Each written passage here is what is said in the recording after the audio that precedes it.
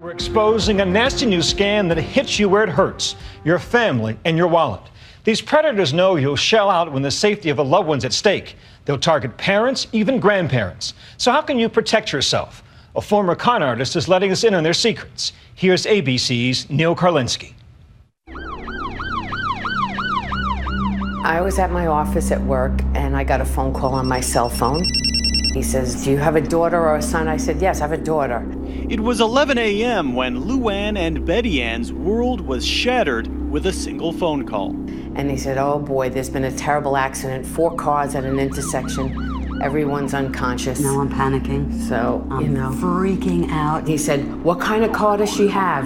And I said, "It's a Kia." He goes, "Oh yeah, there's a Kia here." Terrified, they jumped into their own car and headed out, desperate to get to their daughter. I'm thinking my daughter's laying in a highway somewhere, unconscious. And the scariest part is we didn't even know where she was. Right. They wouldn't say a direct, exactly where she was. And then the story took an unexpected, but even more frightening turn. Finally, I was like, "Look, you gotta tell me exactly where you are and what the hell is going on now."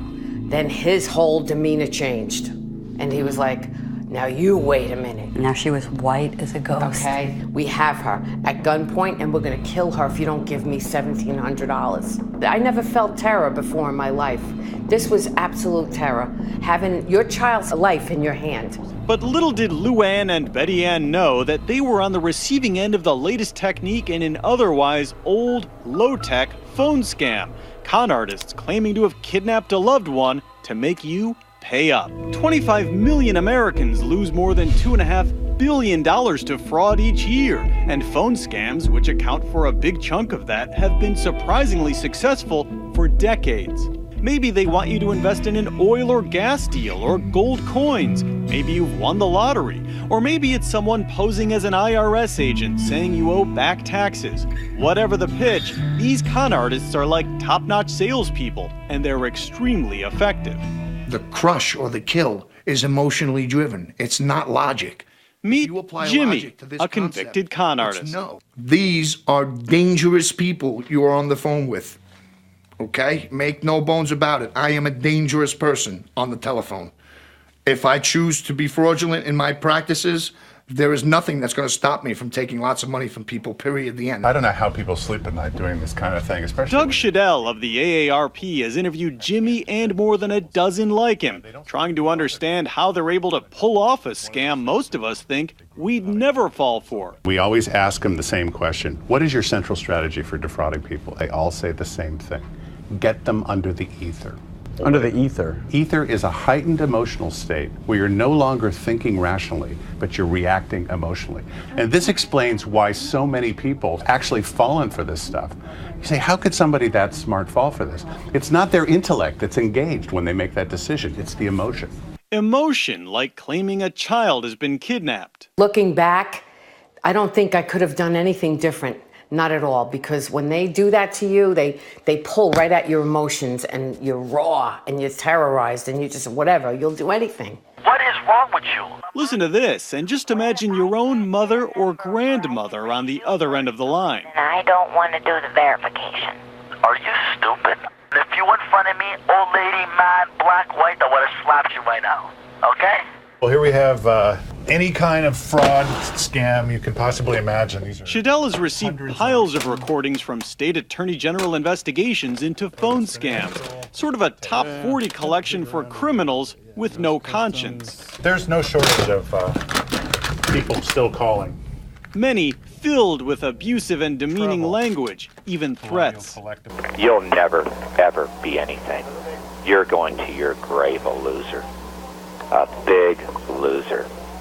I think you're terrible. There are thousands of people out there who are suffering in silence like this. But for law enforcement, tracking down the scammers can be challenging. It's easy to avoid detection, and a lot of times people are embarrassed to report them, which makes it an even bigger problem. Prevention is the key, and the smarter consumers are, the more likely they can prevent this. The New York Attorney General's office is currently taking on the grandparent phone scam, where a grandparent gets a call supposedly from a grandchild in trouble. And what we're here to do today is to enlist you guys, you students, to be fraud fighters. The AG's office is reaching out to teenage grandkids And who wants to be the con artist who pretends to be the grandson? to try to get them to warn their families about the phony phone calls that could come their way. Why are you calling me at this hour? Grandma, listen, I need your help. Investigators say they're up against crooks who have no problem tugging at a person's emotion to rip them off. I think that there is really no sense of propriety about what these people do anymore. It suits them to get people more upset. This is all ready for that. All right. Betty Ann and Luann say they were lucky to be together when that phony kidnapping call came in. While Luann was on the phone with the scammer, Betty Ann frantically tried to call their daughter. At first I called and there was no answer. And I called again. I said, where are you? And then finally I get a text back. I'm in class. What's wrong? I was in the middle of a math class about to take a test. I said, tell me the password. Because we have a password thing where there's a code, a password, so I know she's okay. Then once I knew it was a scam, I hung up on the son of a bitch, excuse my French. Me, I got upset and then I got angry. Because I'm like, who's doing this to my mother? Why is someone doing, who are you to do this to my mother? This is my mother, this is my family. They filed a police report but doubt the callers will ever be caught, which is why they've asked us not to use their full names. And I would think they'd never get me. How are they gonna get me? I've been around, I'm too smart for that. But they got the info they needed and used it against me. Investigators warn, even if you keep your doors locked and passwords secure, crooks want into your life. And sometimes they're just a phone call away. It's a happy ending. That's the best part, thank God. I'm Neil Karlinski for Nightline in Seattle.